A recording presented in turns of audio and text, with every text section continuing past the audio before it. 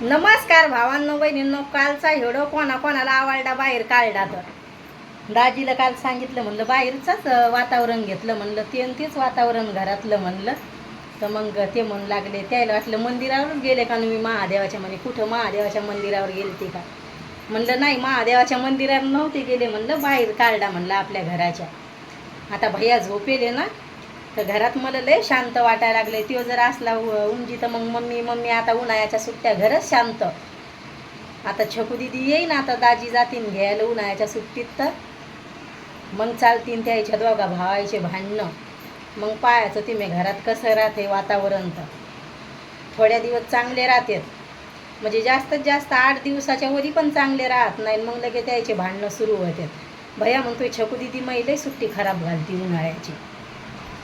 बहीण भावात असं चालतच राहतंय. आता तुमच्या ताईनं सगळे कामं केलेत घरातले. आज बनवायला लागले अंडा बिर्याणी. आता सगळं तयारी करून ठेवली. आता मी भैयाची उठायची वाट पाहायला लागली. आता पाणी पण येऊन गेलं, आपलं पाण्यावाले दादा पाणी देऊन गेले, तरी आपला भैया झोपेले. काय माहिती कधी उठतोय आता. तर कधी कधी आपल्याला एकटं वाटतंय, असं खाली असं करमत नाही. हे उन्हाळ्यात तर मग लई चिडचिड होती माणसाला. आता कूलर बंद केलंय, पाणी भरलंय. ते उरलेलं पाणी असते आपल्या थर्मासमध्ये, पण ते कूलरमध्ये टाकेल असते, लई थंडी हवा फेकते. मग दर दिवस पाणी घेतो तर दाजी दिवसभर कामावरच असते, मग आपलं पाणी लई बसतंय. मग मी कूलरमध्ये टाकून देत असते, अशी करत असते.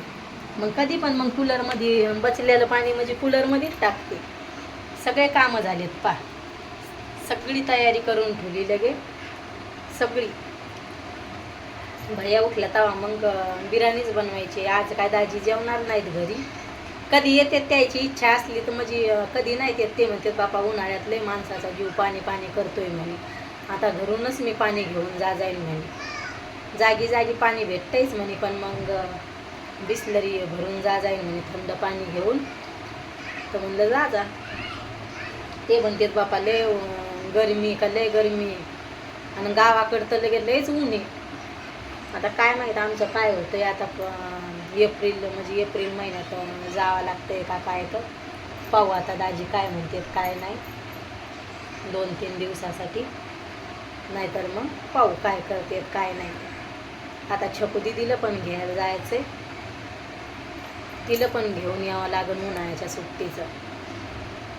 आता लग्न सराया चालू आहेत तर लय भाडे वाढलेत का, लय भाडे वाढेल राहते.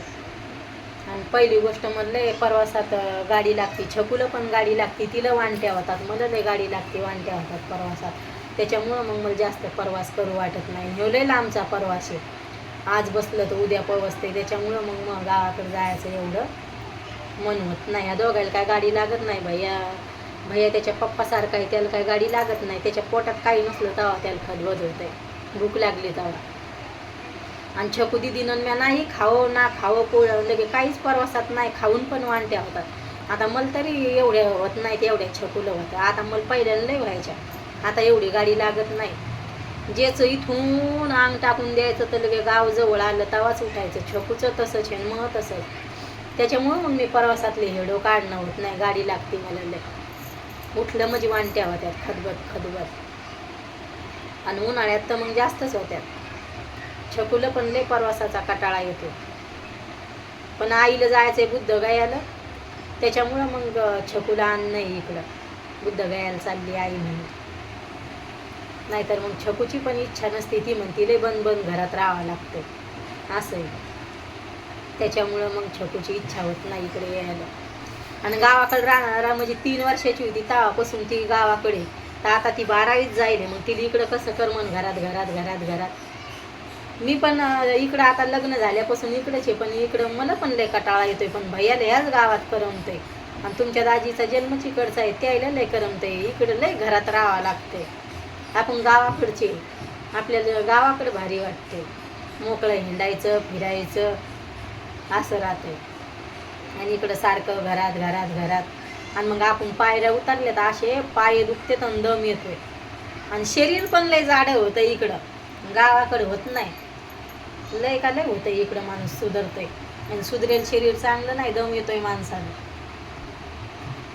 दम येतोय. माझ्या भैयानं तर शरीर कमी केलं. भैया पण इकडं सुरतला लय सुधारतोय, गावाकडं नाही सुधरत ते. आणि छकू दिदी तर सुरतला सुधरत नाही, गावाकडं सुधरत नाही. जसं तसंच शरीर राहील त्या विचारीचं. इकडं जर आणलं तर गावातले लोक म्हणते तिला खायला नाही का सुरतला, असं शरीर होते त्या पोरीचं. इकडं घरात राहून होते काय काढून, तिकडं तिच्या पप्पासारखीच ती वाळली. दोघं पण वाळले इथे, अंगी लागत नाही या दोघांच्या.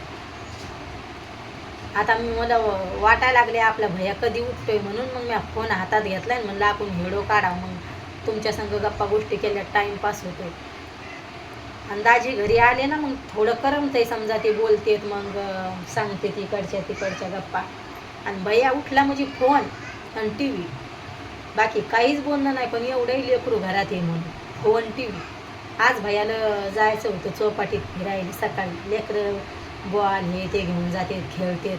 पण त्याच्या मित्राचे फोन येऊ लागले, मी कट केले. आता त्याला सांगितले ते तर माझ्या बसूनच मम्मी फोन काढून कट केलेत म्हणून. त्या 5 वाजता येऊ लागले फोन मित्राचे.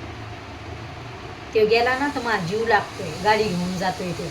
आणि गर्द्या राहत्यात वाटते लेकरं, आणि घडी गाड्या घेऊन जाते. मागं याच्या पायाला किती लागलं, मागं पण गाडीच्याच पायी हात मोडेले.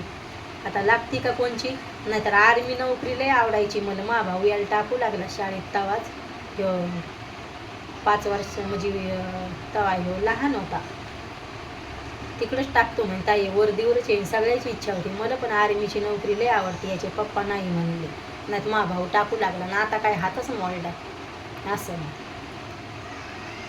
मग भैयाचं मन नाही जायचं म्हणून मम्मीने सोडून असं केलं यानं. अंदाजी म्हणे नको, नाहीतर भैया वर्दीवर आला असता, चांगलं होतं.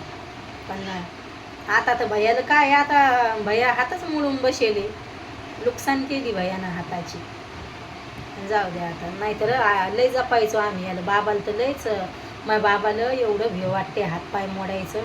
माझ्या भैयाचा हात मोडला आणि माझ्या बाबाचा पण घोट्यातून पाय मोडला. लय भेज आहे माझ्या बाबा. म्हातारपणी माझ्या बापाच्या जीवाला दुःख झालं का, लय दुःख झालं. लय लगे मेन घोट्यातून माझ्या बाबाला बसता येत नाही, उठता येत नाही, पाय लांबून जावं लागते. माझ्या बाबाला लय दुःख वाटते माणसाचं. आणि चांगल्या माणसाच्या नशिबातच भोग राहते दुःखाचे, असं होतंय. मग एवढं पुण्य करेले बाबांना आणि बाबाच्या नशिबात त्या पायाचं दुःख आले तसं, असं होतंय. मग चांगल्याच्या नशिबातच भोग असते. कधी मेहनत करेले त्या माझ्या बाबानं मरणाचे कष्ट, आणि बाबाचा पाय तसा झाला तरी पण जाते लंगडत पांगडत. एक दिवस घरी राहत नाही. घरी माझ्या बाबाला करमतच नाही. घोट्यातून पाय नव्हता मोडायचा माझ्या बाबाचा, एकदम बाजूला झाला घोट्यातून. मेन तिथं वजन राहते, त्याच्या जीवाला असं दुःख आहे. कसं वाटते, वाईट, लय वाईट वाटते. व्हिडिओ कसा वाटतोय नक्की सांगा भावांनो बहिणींनो कमेंटमध्ये. बाय भावांनो बहिणींनो.